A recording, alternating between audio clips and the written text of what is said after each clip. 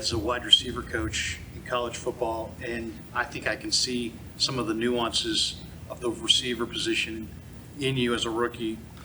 Does he drill you? You guys work a lot on route running and all the nuances of playing wide out? When I was little, he coached as well. So honestly, like my whole life, he's been. Anytime I'm at home, that's who I'm working with. Throughout college, anytime I came home, I was working with him. And then same thing throughout this offseason when I was at home, I was running routes with him and getting prepared.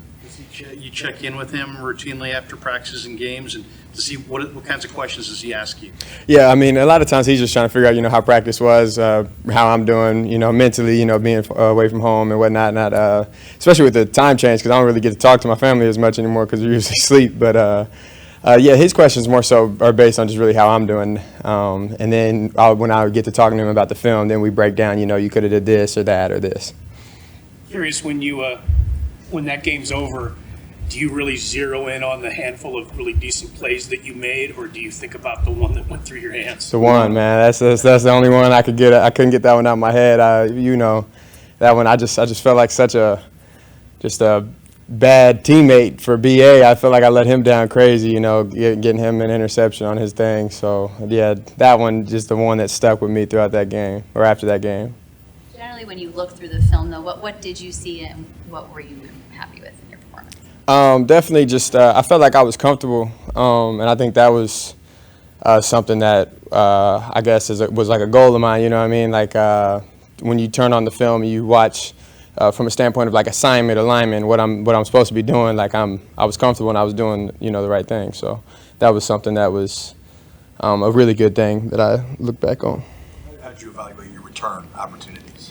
I thought I did a good job. I thought I especially on the punch, squaring up the ball, making a good clean catch.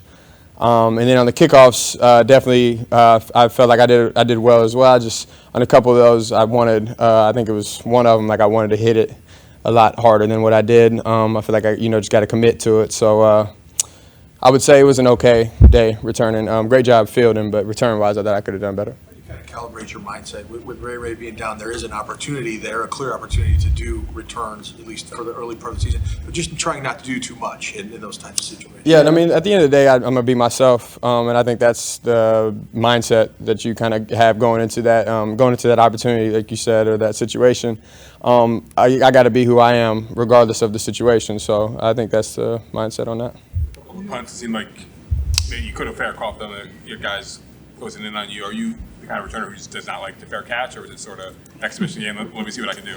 I mean, I definitely was looking to make a play. I guess I think I was kind of a miscommunication. Like I was thinking I was safer than what I was. So in those situations, 100% should have fair caught them. But again, just being who I am and just trying to make a play. So.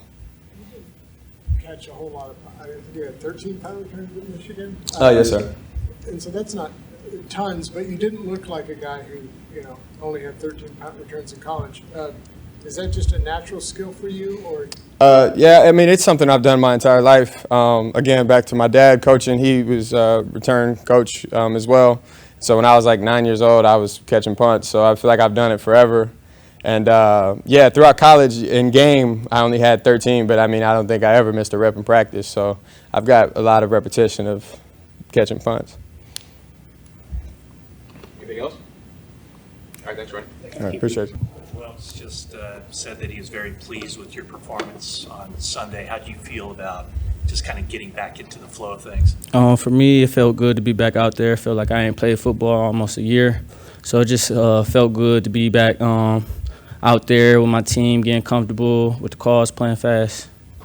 How big of a deal is it for you with your weight and everything to be able to play run support and put your nose in there and make a play like you did in that short yard situation? I mean, in this defense, everyone who's on the edge, whether that's DNs or corners, we know that a lot of teams are going to try to attack us on the outside. So, if you're a corner, you got to come up and tackle in this defense, or you're not going to play here.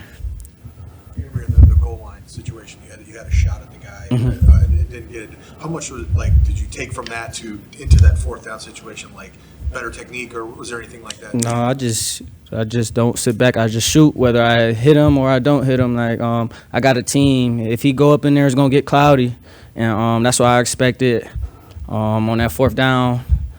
go up in there, just make sure he don't get outside, just shoot my shot. And I didn't get him that time, but the fourth down one I did. Ambry, your coaches and your teammates have talked a lot about the difference in your confidence this season. Is that something that you're feeling? Yeah, most definitely. I just feel like I'm getting back to who I am. Last year, I don't feel like I was me all the way, whether that stuff goes on inside the building or outside the building. I just didn't feel like me, but now I feel like I'm back. First year, you really progressed as the season went on. Last year was not as good. How would you compare those first 2 years? What was the difference in year one, year two? I just say a big learning curve ending my rookie year strong, then kind of having that sophomore slope my second year. I just felt like mentally I wasn't prepared, physically I wasn't prepared. I kind of feel like it was given to me just because I came off a strong playoff run my rookie year, but this year anybody job is up for grabs. That's how I look at it, and that's the mentality I took going into work starting from OTAs.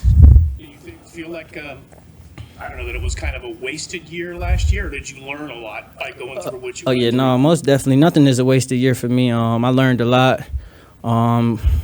Sitting back, watching those guys play and still perform well, I still took my mental notes, and I just knew, like, when my time came back around, I was going to make the most out of it. Was there kind of a moment of truth for you after the season was over that you sort of realized that? I mean, because they say a lot of times that the guy's biggest development comes between year one and year two, and you kind of backslid a little bit. Yeah, I would say for me, after week 8 last year, I just knew I put in my mind right there what I was doing in the offseason. I had my offseason plan already planned out. I knew when I was leaving. I knew where I was going. I knew who I was training with. So around that time, that's when it kind of clicked in for me.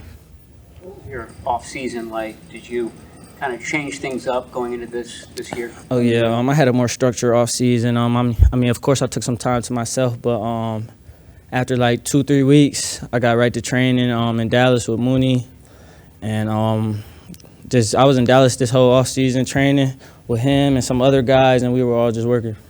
Was there ever a point last season where you felt dejected and that maybe you couldn't do this? Can you say that again? Was there ever a point last season where you felt dejected and that maybe this wasn't something you're going to be able to do? Nah, I thought they thought that, but that just made me more madder and just more eager to prove them wrong. I like proving people wrong. So, yeah, that was my mindset, just like, let's prove them wrong. Two more for Ambry. I imagine working out with Mooney, you get a lot of time to sort of pick his brain. I mean, anything that you kind of took away from that, from just understanding the game standpoint? Really, just knowing why I'm here and that I belong here and that I'm here for a reason. Just bringing back that dog mentality that I showed, that I play with. And that's just me, like, good rep, bad rep, next rep. Like, I'm going to be me at the end of the day if I lose or win. So just being me at the end of the day, that's all. Where do you go from here? What's your focus as preseason moves forward? I'm trying to keep getting better for myself, honestly. I mean, I love proving people wrong, but I know what I'm capable of, and I know what I can do. And I just feel like I'm not all the way there yet, but I'm getting there, and I feel it. So, yeah, it's like a charge up. I feel it coming. What do you need to get there? Where are you trying to get? I'm trying to be one of the best, but I just got to keep on working in practice, showing what I can do in these preseason games, and just showing the coaches that I'm one of the players on the team that they can lean on and trust. All right, thanks, Ronnie. How do you feel? Camp is going well.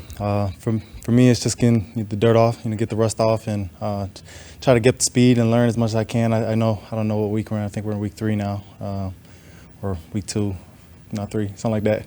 Days you lose the days when you're here. Oh, even 4 years. So for me, it's just tagging each day is my best day, and going out there and just learn as much as I can. So Take us back a year. What were you thinking at this point a year ago, and just how far have you come since then? Man, blessed for sure. Last year was a big learning curve coming from my rookie year. Kind of had a lot of things coming, learning a lot of different positions. I think I was learning 4 different positions on the defensive side. And then kind of being able to adjust myself into last year's role is really just being a safety. Interchangeable, but just understanding where my job is throughout the field and allowing other guys to make the plays that they make instead of starting to go and obtain the plays. So for me, learning and growing, it's doing my job, doing my 111, making other guys be able to make plays too, and just being in the right spot at the right time. I think a lot of me was just super overthinking as a rookie, and then going into that second year, really learning, and now coming to year 3, trying to just grasp everything and go out there and be able to play free for sure. I know you had a pick 6 today against Brock. What's Brock looking like to you this summer? He's doing well. I know he's coming back from an injury that everybody knows about, and for him, he's just getting those reps, getting comfortable again. And for us, it's just good competition each and every day. You know, he has great reads and, you know, makes the plays that he does. Obviously, defensively, we're trying to do our job to make plays as well. So I think everybody gets paid to do their job, and so it's going to be a battle out there on the field. And obviously, if he's throwing us one, that, you know, that means it's helping us get better, but it's also helping him learn from those things too. So. Conversations that take place after that with him, like, hey, what did you see? Anything like that between quarterback and safety? Sometimes. A lot of it is just talking, just because he's like my locker mate, like 2 down. So a lot of it is just giving him crap for it. But a guy like him, I think even I'm the first one to pick his brain. Like, why did you do that? What could I have done better? Even if I made the play, what could I have done better too? So for him just to learn from it, me to learn from it, I think that's just what makes it so competitive each and every day, and that's what our practices are, you know. And so as long as we show up with that mentality, we'll have a great team. So did you talk to him today in the locker room about it? Well, I just got back, so I was still on the field doing my routine. So something like that, I'll probably have to go in there and see if I can find him. Did you diagnose that? How did you see it unfolding? Were you covering Troy at the tight end on that play? I don't remember which tight end was, but I was covering. So yes, I was in main coverage, and then just jumped it right there. I think it was a little scramble drill at the end of the day. The clock was going off, so got to get the ball out. And for me, it was just something I anticipate. But without the rush and without other guys in coverage, I couldn't have done my job. So very blessed just to be a part of that defense. Have there been any tweaks to your responsibilities this season with Steve Wilkes as defense coordinator, as far as the 2 safeties and how interchangeable or not interchangeable those positions are? For us, it's pretty basic. You know, you want to be as versatile as possible to play both sides. You know, you could be free, you could be strong, play in the box, play in the post, play the deep half. And you got to mix it up. You know, everybody wants to be able to do different things. You know, if I'm a Mike linebacker doing a run through, that means Fred could be in the flat covering something, and that's what we want to be able to do. I think a lot of this year is a little bit more vision based too. So as a defense for the safeties, I think it allows us to really free up our eyes, really kind of see the quarterback, see where the ball's going, and not just be locked in on a side and cutting the field in half. I think that's what a good job of our coach preaches right now, is don't cut the field in half. So allowing us to play free, I think that's when I say I'm trying to grasp everything and allowing myself to learn this defense a little bit more in and out. And understanding the front, I think that's something that not a lot of back-end guys really understand. You know, when we're sending the 3-tech, you know, understanding which blitzes and what's going to affect coverages, where hot throws and different things like that. And so understanding the front and what our front is trying to do, I think that allows the defense to be well versatile. So as a safety, you have to be interchangeable. But if you can learn your job, you know, at the end of the day, if you can do it, great things will happen. So. Sean, you and Tashawn, like, based on the call, know which one's free, which one's strong, or do you guys communicate when you break the huddle of who's who? Honestly, you know, we could switch it up each and every play. You know, I could be free the whole practice. He could be the strong, and it legit just can go back and forth. And so for us, that's what we love to play with, you know, because we don't want to show if I'm always going to the right on this call and I'm always going to the left and he's always going to the left, then that's where, you know, quarterbacks get tendencies. If I'm always down, what's going to happen? Am I blitzing? Am I staying? Am I going out? It's, you know, those are the tendencies that offenses pick up on. And so for us to be able to change it up, give a different look, and get out of their comfort zone of what they want to see, I think that allows us to play that chess game with them, for sure. Who makes that decision? Like, do you guys communicate, or is that? You know, I wouldn't want to say I just go over and like tell Gip, you know, that I'm going to do it. But, you know, for me, I think he allows me to be as vocal as I can, so we can just make the decision and go. And so having a guy like that as a vet that really allows me to learn and be the vocal one, it allows us to just both to play fast. I think if, you know, you have this going on in the back end, it's going to slow things down. And for a guy like him just to be like, you got it. I've been in the defense since my rookie year. When he came in, it was a lot of just me communicating. I think that's what really allowed us to play fast and free, not like as in a free safety, but allowing us to play really fast and free. That really helps for sure. You came in as a rookie with Ambry Thomas, and he worked himself into a pretty prominent role as a rookie by the end of the year, and was doing some good things. And then he really ascended the second year, and he flat out admits to us that he was, I wasn't ready, and now he's like pretty rededicated himself. What have you seen in him this camp? somebody that's tenacious. I think, allowing himself to get back on track, trying to do what he allows himself to do. We all saw what he did his rookie year, and it was pretty impressive, to go in there and do what he did. I think a lot of it stems from the offseason. I think he really put himself in a good position to come in and really fight for a job as well. So, all kudos to AT coming in and really putting on a great camp. He's looking really good in his technique, smooth, deliberate, and how he takes the field every day. And I think that's a mindset that you love as a corner because, at the end of the day, you're put on an island. And if you don't have that mindset, it's not really going to work. And so having a guy like him just, being ready each and every day, it really is powerful, the testament to what he did this offseason for sure. Talanoa, we know about your relationship with Troy Polamalu. I was wondering if you've talked to him at all ahead of the Week 1 matchup against the Steelers, and if you know if he'll be out there in Pittsburgh for the game.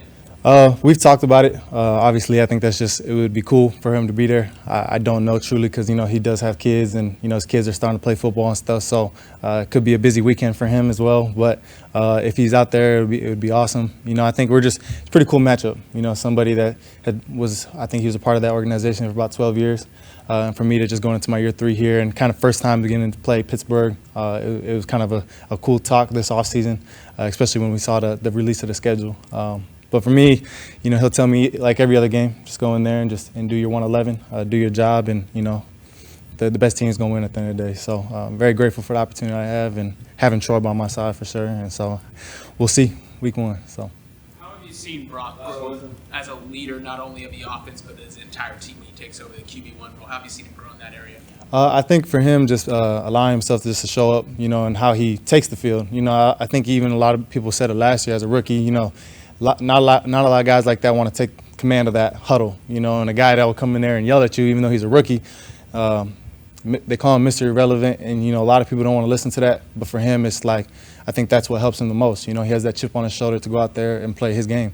And I love it, personally. I think that's what he does and how he commands the room, commands the team. And for us, it just helps us go out there so we can win. So, all right, thanks, thank you guys. Appreciate it.